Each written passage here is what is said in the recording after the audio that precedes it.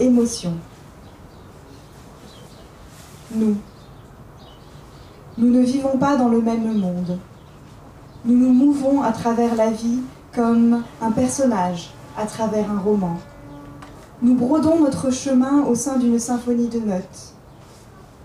Nos mains, désespérément à la recherche de chair, ne rencontreront jamais qu'en plâtre bariolé, somptueuses vibrations et mouvements délicieux.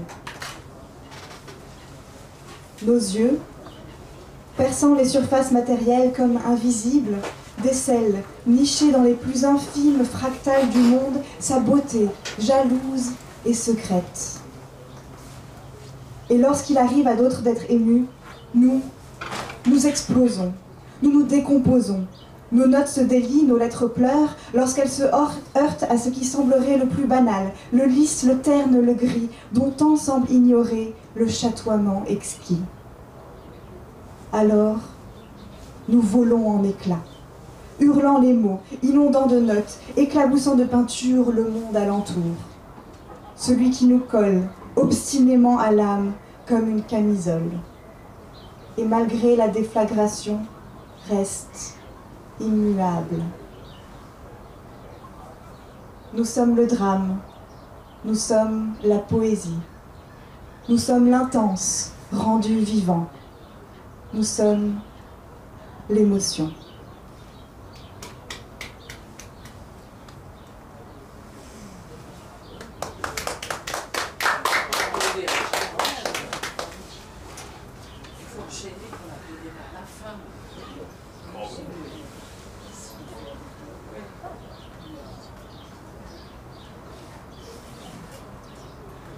Point de non-retour. Comme un marécage stagnant depuis des années, sous une surface séchée par le vent doux et tiède du temps, il suffit qu'un ongle gratte la croûte pour que le tout cède, révélant un bassin putride sans fond. D'épais mouvements d'une infinie lenteur, d'une puissance effrayante, broyant la lumière. Et tu as plongé dans l'inconnu asphyxiant, pourtant si familier. Lorsque tu en ressors, une fine pellicule de bourbe te colle à la peau. Et tu as beau racler et racler, rien ne semble pouvoir t'en débarrasser.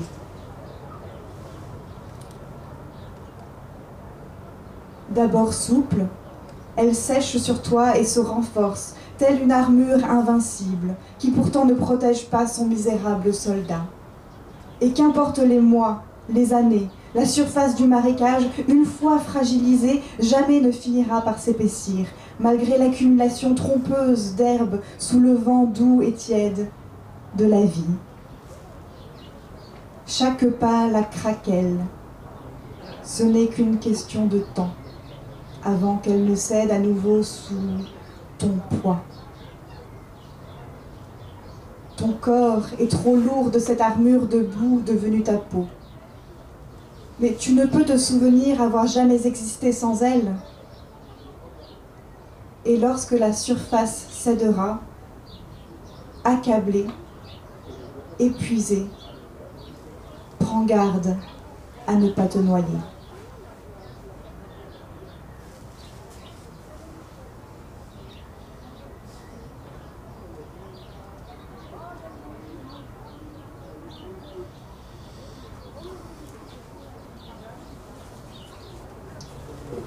Les heures feutrées dans les entrailles du secret.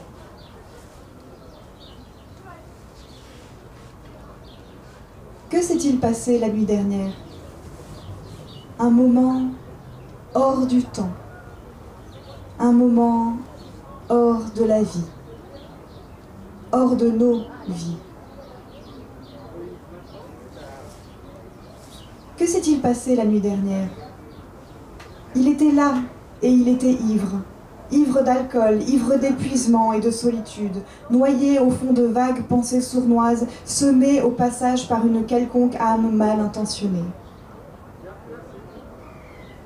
C'était à ce moment de la nuit où l'immobilité lentement s'empare de tout ce qui existe et suspend le monde le temps de quelques heures. Ce moment où rien ne se passe et pourtant où tout peut arriver. Ces légères heures feutrées au milieu de la nuit, maîtresse de tous les secrets.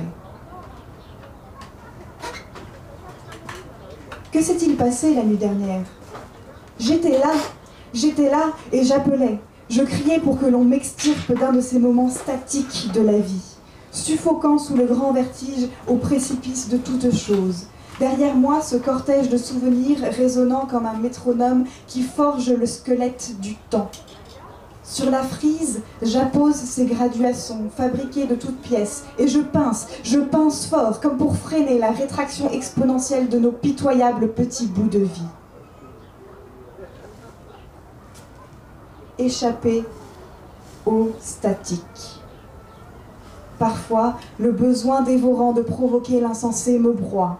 Alors je sais que le temps est venu de pincer et graver une nouvelle graduation à ma frise. Échapper au statique. Sinon, que nous restera-t-il demain, lorsque nous nous retournerons?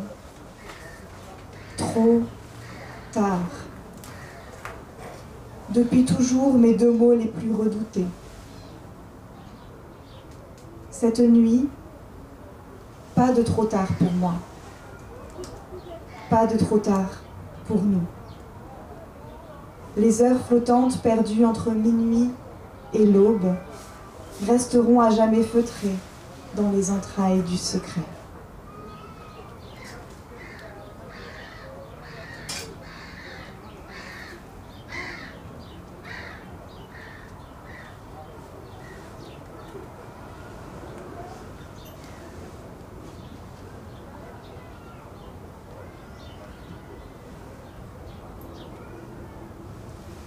Prière nocturne.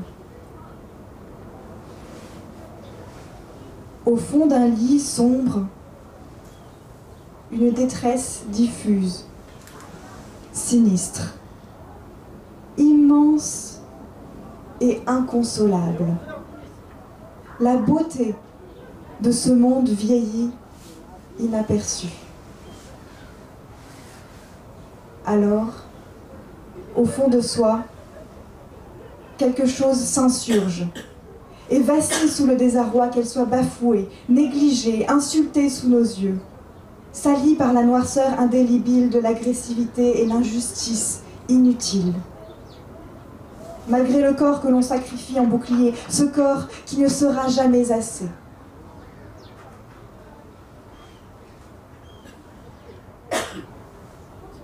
Alors, on a peur. On a peur qu'à force, cette beauté flamboyante s'épuise, perde de son éclat puis s'éteigne à petit feu, invisible et sans personne même pour s'en rendre compte, comme le plus infiniment solitaire des vieillards. Alors, on a envie de l'étreindre, cette beauté, de l'envelopper de ce qui nous reste de force et d'amour, et de lui murmurer que tout ira bien, que l'on sait secrètement combien c'est dur, mais on la supplie de ne pas baisser les bras, de ne pas s'immoler, faute de cœur pour la reconnaître, lui murmurer que l'on est là, peu nombreux et silencieux, certes, mais on est là et on s'accroche à elle, fiévreusement, tels des noyés à un radeau en plein désert, que son abandon, mue par le désespoir de demeurer si invisible, nous précipiterait avec elle dans l'ultime plongeon. Que son suicide signifierait notre génocide. Alors, cette nuit d'épuisement, cette nuit que l'on veut interminable, je te supplie, ô beauté, ne te laisse pas dépérir. Car ta solitude est incrustée dans les plus infimes recoins de nos chairs. Tu es notre seule manière d'exister.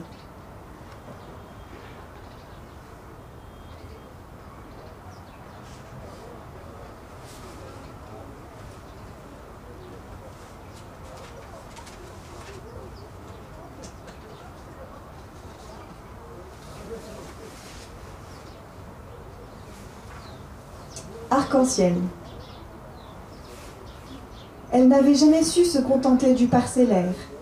Elle ne supportait pas l'idée de passer à côté. Quand bien même elle aurait connu 1 million de vies, cela n'aurait jamais été assez.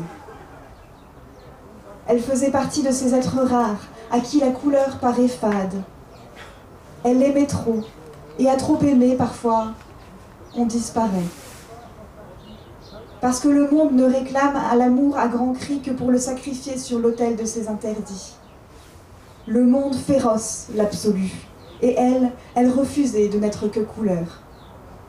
Alors du tout, elle s'est soupirée en rien, et l'arc-en-ciel s'est éteint.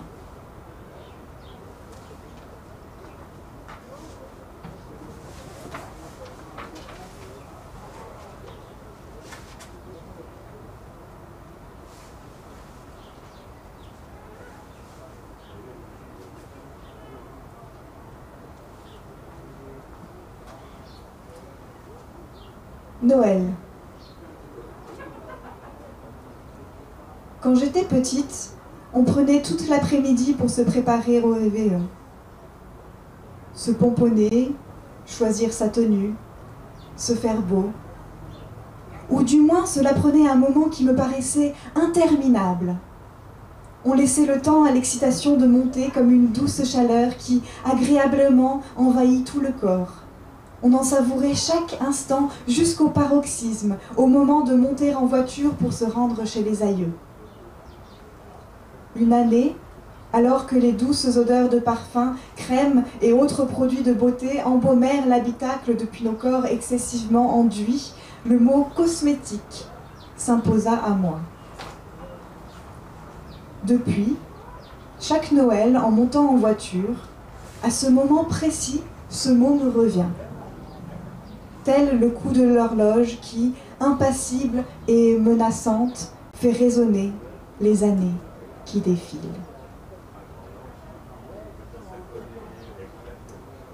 Aujourd'hui, c'était mon 30e Noël. En 6 minutes, j'étais prête. J'ai rapidement passé l'unique robe qui patientait tristement dans ma valise, puis souligné mon regard de la plus discrète touche de mascara, comme pour un banal jour de travail. Une paire de boucles d'oreilles que je feins de choisir consciencieusement, comme pour laisser croire que cela importe encore, comme pour tenter de me duper moi-même, peut-être. Puis, j'échange un regard avec le reflet dans le miroir, étrangère à la petite fille qui, des heures durant, se réjouissait tant du réveillon dans une atmosphère enveloppante de féerie. La petite fille fanée me renvoie un regard éreinté, un regard déçu. Pourquoi un tel détachement? La sublimation de la vie, passant par la nécessaire réduction à une simplicité salvatrice, mènerait-elle à une perte de saveur substantielle? À force de vouloir s'alléger des débiles artefacts de ce monde, se débarrasser de ces futilités qui nous pèsent, en arriverait-on à un nihilisme poussif ternissant l'ensemble des expériences d'une indifférence abusive et par là même à l'agonie muette de ce qui en fait la beauté inhérente?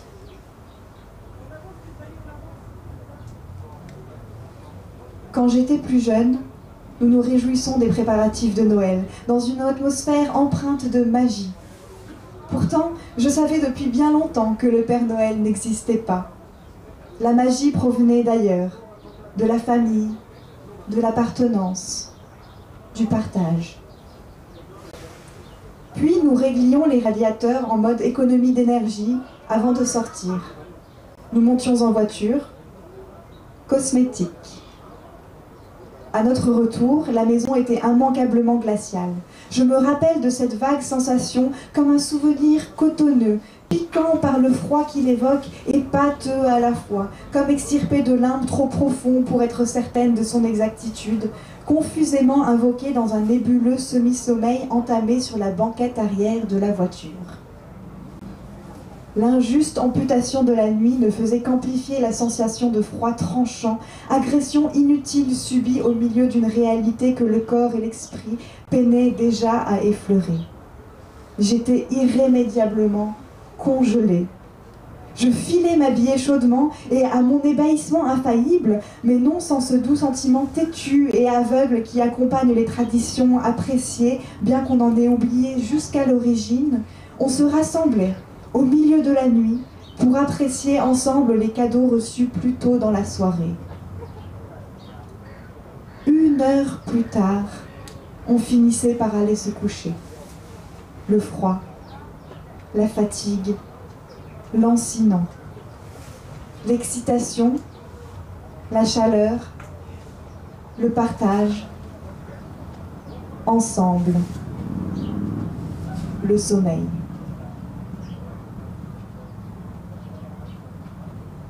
Puis, au fil des années, comme pourtant on le voyait venir, les absents commencèrent à se compter.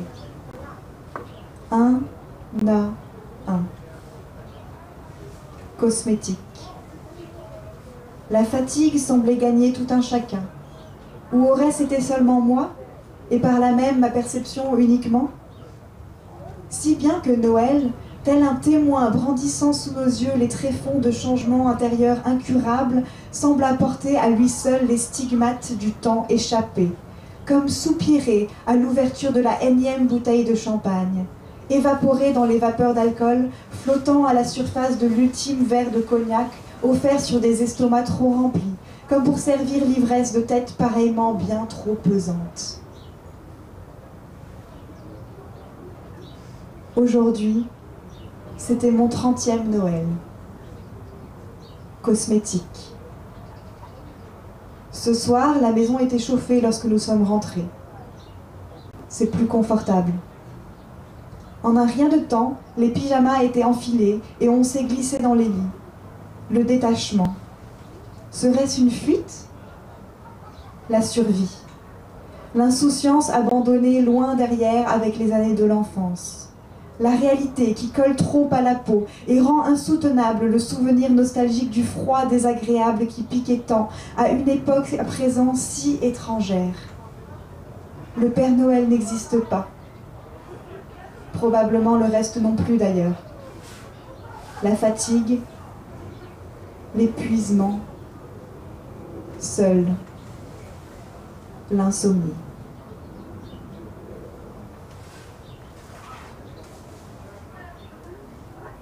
Feu de joie. Je veux quelqu'un qui me ressemble, quelqu'un d'imparfait, quelqu'un de fragile, mais qui au moins aura su chercher de toute son âme, à bout de souffle, trébuchant, possédé par cette avidité terrifiante. Donnez-moi un fou, un poète, un passionné, un rêveur, même si cela signe ma perte. Donnez-moi quelqu'un aux fissures si profondes que j'y plonge mes mains pour y agripper sa chair palpitante et nous tourbillonnerons comme un seul être dans notre chute effrénée. Et avant de toucher terre, nous nous serons consumés. Bien trop vite, il est vrai, mais voués à voyager toujours, tout dans l'un, comme une fraîche et légère fumée qui jamais ne se posera.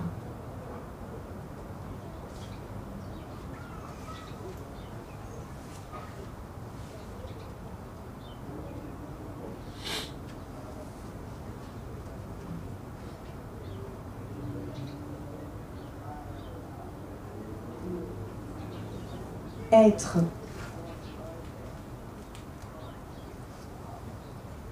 Il y a tant à dire qu'il n'y a d'autre choix que de se taire. Par lucidité de cette effroyable puissance tapie sous le voile protecteur du silence.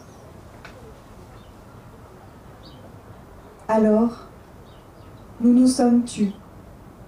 Toujours. Dès nos premiers tâtonnements et malgré la nécessité s'amoncelant au gré de notre histoire, par respect, dans le deuil anticipé du nous qui inéluctablement finirait par nous échapper. Sublimé autour de l'évidence qui ne saurait être plus éblouissante que derrière les lèvres scellées, l'âme enfantée sans douleur de nos chairs communes toujours menacera d'étouffer. Au premier mot superflu, à chaque précipitation puérile, déversant alors dans le prononcé sa splendeur souillée. l'attente, ne finira pas. Préservons l'innocent secret de l'assaut du vil, tandis que nos âmes cachées se meuvent en cette périlleuse danse étrange, tendue, la seule où la rencontre est encore concevable, entre la crainte et le désir, prêt à flamber. Je veux continuer à t'aimer pour ce que je ne te dis pas. Je veux continuer à t'aimer pour ce que nous ne faisons pas. Je veux continuer à t'aimer pour ce que nous sommes.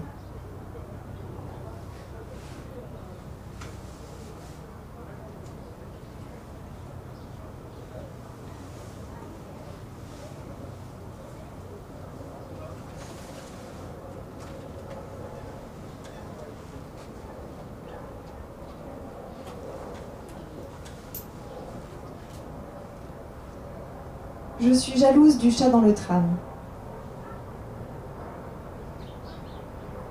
Je suis jalouse du chat dans le tram que sa propriétaire porte dans un sac sur l'épaule.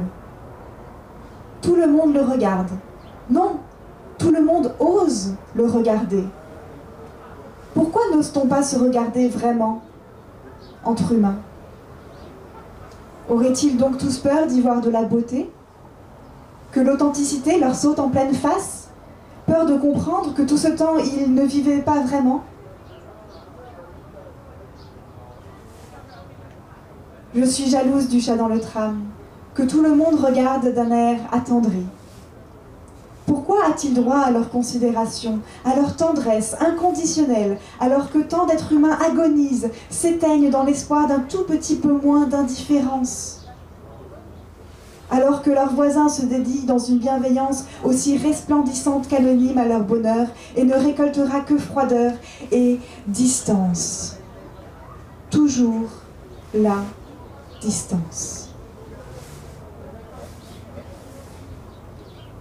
Je suis jalouse du chat dans le tram, à qui les passagers viennent parler, lui qui ne comprend même pas les tendres paroles qui lui sont destinées.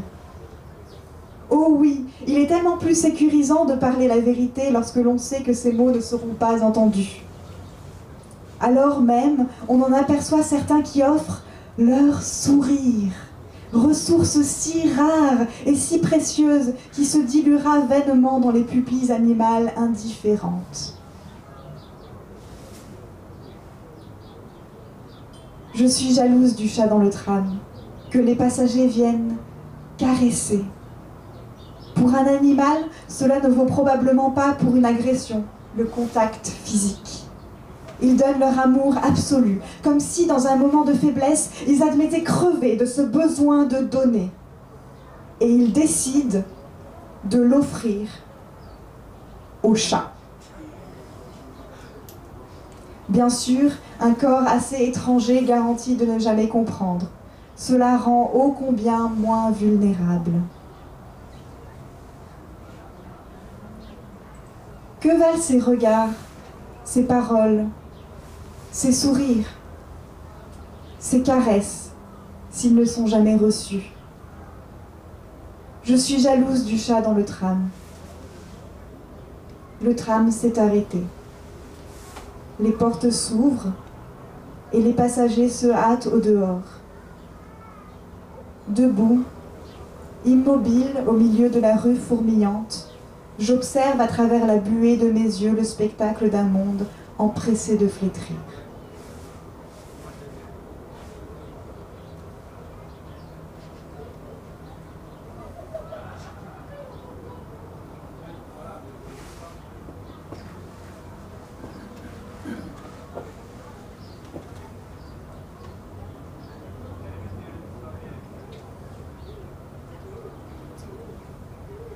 Le refus à tous ceux dont on a voulu éteindre le feu.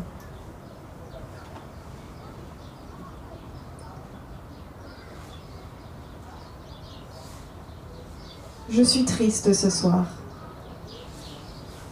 diffusément triste. Alors, je n'ai pas envie d'aller me coucher. Il est 3 heures. On ne peut pas aller se coucher sur un monde triste. On ne devrait pas avoir le droit. Alors on veille, flottant dans un état passif de nostalgie d'on ne sait trop quoi, teinté de l'anxiété nourrie par notre impuissance trop criante à pouvoir y changer quoi que ce soit. Peut-être que si l'on tire jusqu'au bout de la nuit ou jusqu'à l'épuisement, la tristesse se sera évaporée. Mais on ne sait que trop bien que ce n'est qu'un leurre, qu'elle restera là, à envelopper tout ce qui existe de sa brume terne.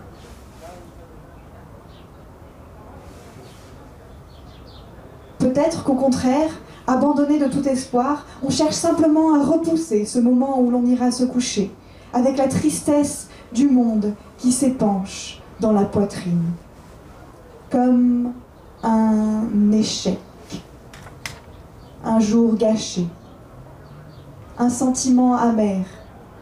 Et l'amertume est bien plus terrible et pernicieuse que la douleur.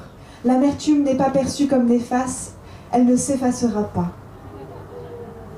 Repousser l'assoupissement jusqu'à l'épuisement, jusqu'à perdre le contrôle de son esprit malgré tous les efforts pour le canaliser, le dompter, repousser l'endormissement jusqu'aux limites du corps, jusqu'à la folie, comme un refus, une révolution.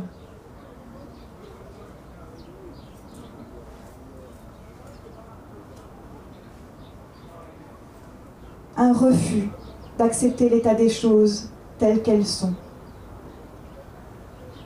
Car cet état n'est pas satisfaisant. Car cet état n'est pas acceptable. Il est bien loin de l'être. Trop loin de l'être.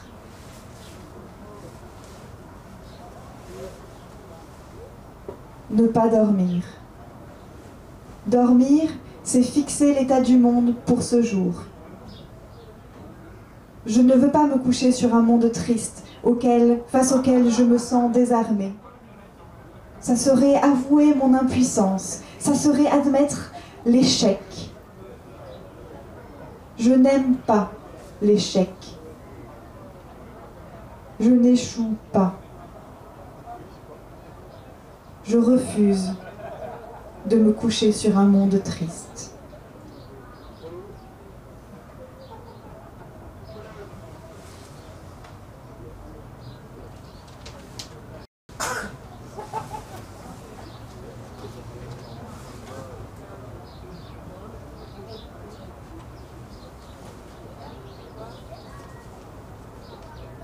Je n'aime pas l'échec.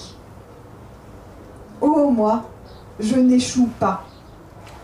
Pourtant, je suis une échouée, une perdue, une crachée là un peu par des veines, accouchée dans l'envers du monde, du côté où personne ne semble l'attendre, tandis que de l'autre, tout se saccage de ses voraces attentes. Je suis une échouée. Les vents ont peut-être hurlé trop fort, les vagues ont peut-être mouillé trop d'avenir, naufragé trop de questions. Alors, des histoires gisent, épaves désolées dans l'abîme, et pourrissent les parquets de bois nobles et les rembarres de vélés d'or et de parures dont plus rien ne sera tiré. Qu'importe, aucun signe de trésor à bord, que les pirates se consolent. Seulement un être en devenir et un devenir à naître. Une âme d'enfant ne s'enhardissant qu'au rêve de grandir. Noyée, elle hante encore, opalescentes méduses irisant les ponts et les mâts, les plafonds lugubres des cabines dont le hasard entr'ouvre encore les portes, par erreur ou par curiosité. Je suis une échouée. Progéniture et génitrice d'une myriade d'échecs. Sèche et fertile, engloutie, je suis le nœud qui ne coule pas, je suis le cimetière des possibles, je suis le goulot, je m'étrangle, je suis de trop. Mat.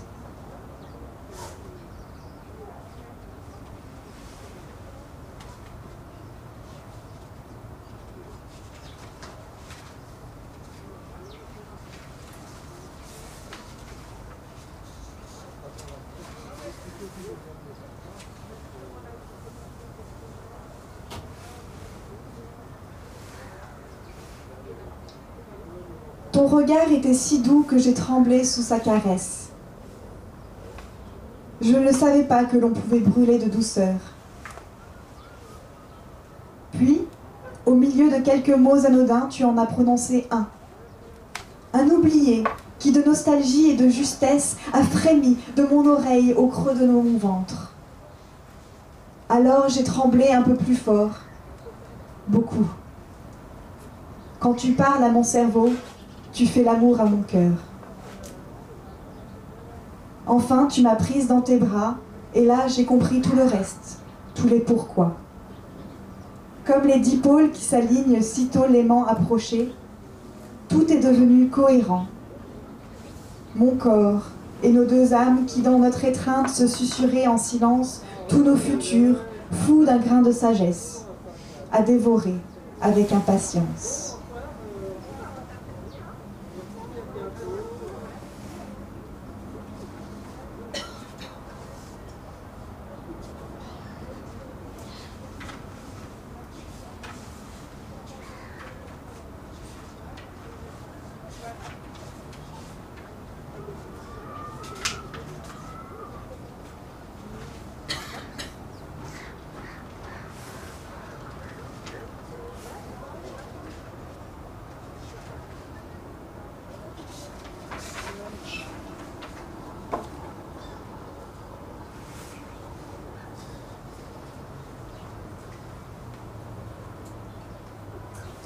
Parfois, quand je marche dans la rue, je ferme les yeux un instant.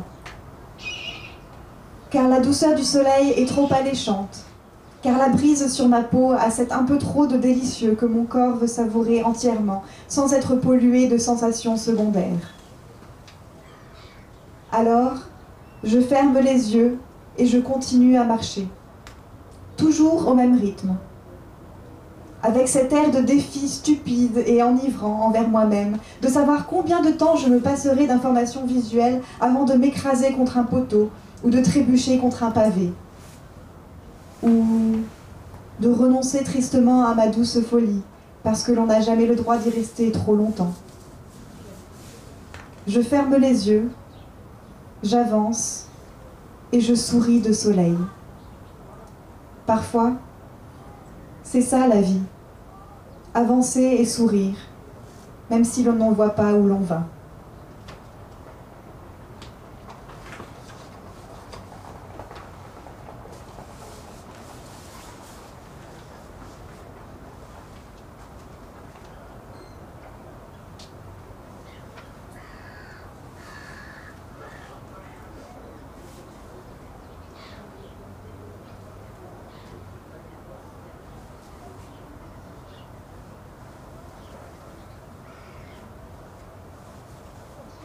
Souvent, je me laisse emporter dans le mouvement et je ferme les yeux.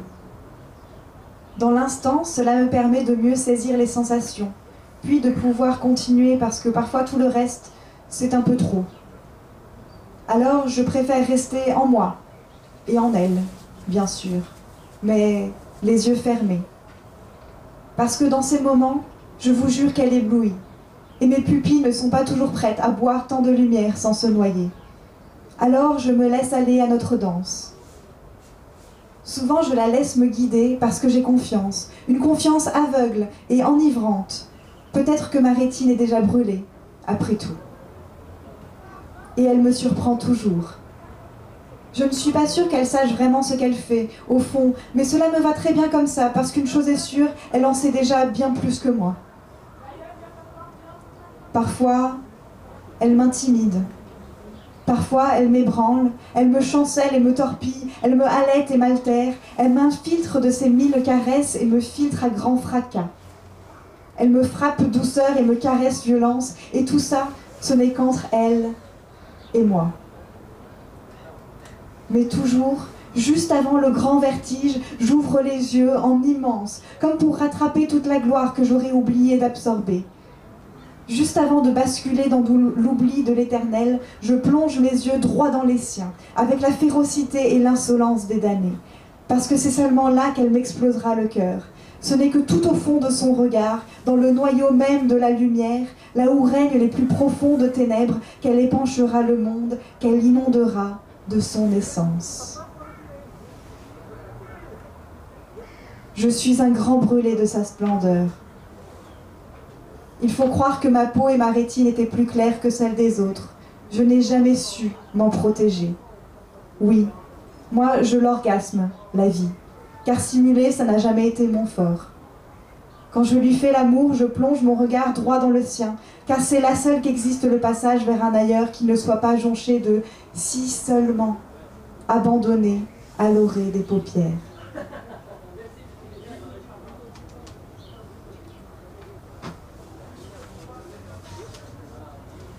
Merci beaucoup.